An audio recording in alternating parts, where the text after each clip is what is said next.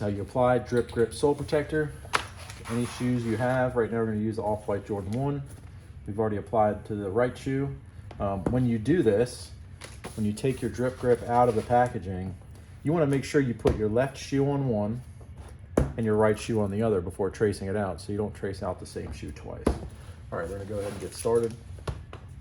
So usually what I do is I'll press the front down to make sure to get the whole outsole, and I'll just have a pen and I draw the outline of the shoe. There you have it.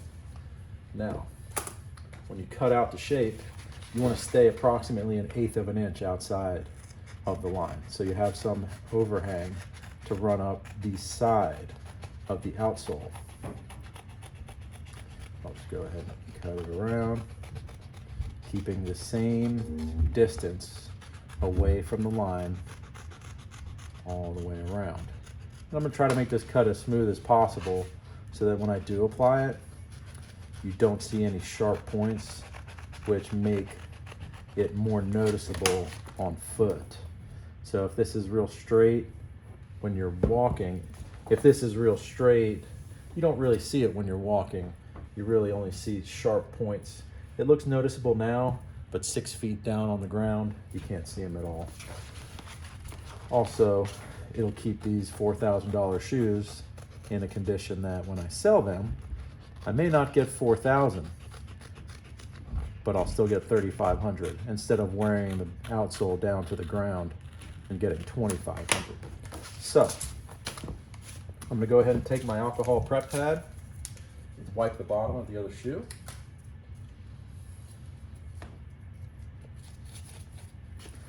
Just get any kind of oils or contaminants off there. I've already cleaned the bottom of this shoe with shoe cleaner and a brush, getting all like the dirt out of the cracks. But the most important part is the surface where the actual sole protector is going to adhere. Get in and wipe it off really good. Okay, there you have it. All right, now go ahead and peel my Dripp Grip off of the backing and grab my shoe. And what I'm trying to do now is to get the same amount of overhang all the way around the shoe. So you can see here, just a little bit hanging over all the way around. Okay. Now you want to get your heat gun, set it on its lowest setting. Let it heat up a little bit. These things get really hot, so you need to be careful. Don't ever touch the tip of them. Even after they've been off for a while, they are hot. I've been burned by them, so be careful. All right, so it's pretty warm now. I can feel it. So I always start right in the middle. Regardless of what type of shoe it is, I always start in the middle and get a good foundation for it to adhere to. So we'll go like that. Get it all in cracks there. All right, and then I'll go from the middle to the outside on the back.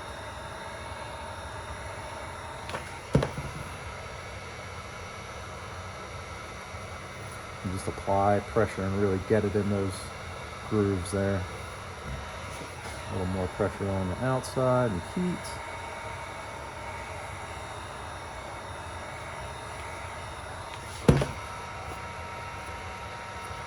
That is what we want it to look like there.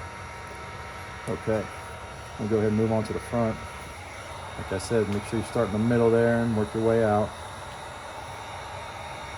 You can see it kind of wrinkle up there. You just want to push that out towards the outside. Get it really good in there. Don't be afraid to apply pressure and make it stick really good. Okay, and then move on to the outside a little bit. Get it in these stars really good. All right, you can really see it coming together now. All right, so I'll go around and test the outside, and it's about right where I want it. I don't want it any higher than that red, so I'm gonna go ahead and start on the edges here. Apply a little bit of heat, about half the shoe. I'll come back in and just press it down. Really easy to apply. All right, and you want to make sure you're starting to see that red through there, like it's totally clear. You don't see any of that smoky color. It should be clear. You want to be careful not to melt this stuff. It's definitely possible if you hold the heat gun in the same place for too long But if you keep it moving back and forth, you should have no troubles. You see that get right there into that stars. Like the stars looks really good there. Come around the front.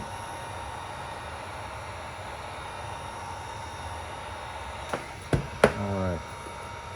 Just want it really, you can see it just work into the grooves there.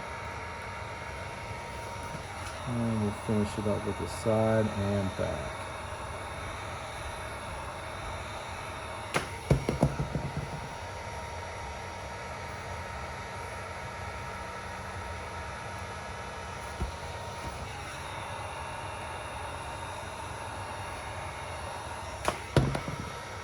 It is very important that you do this overhang so that the sole protector does not have the opportunity to shift off if you take a really hard step, or if you run, it'll still stay on there. I got a couple wrinkles back here. I'll just heat them up. Push them down. Now, what I do, there are always straps left over when you buy from Dripp Gripp. Instead of cutting out the shape of the shoe, we give you the whole rectangle so that you can have some scraps left over. Each shoe will have some scraps when you cut them out. So I'll go ahead and draw out the back heel, because I drag my heel a little bit and my shoes get serious heel drag. So what I do is I put a double layer on the heel. And this is super easy. Same process when you do the main part of the shoe. There's our heel cut. I'll take my prep pad, just wipe it off a little bit in case there's any oils on there.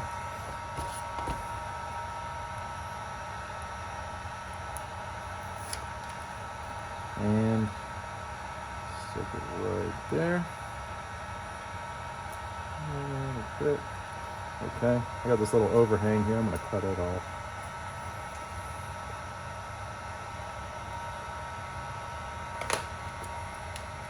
All right, same process. Put some heat to it. You can see it starts to turn clear almost as you apply the heat. Really good and hot. And then I just come back in, apply that pressure. Bam. Now check this out.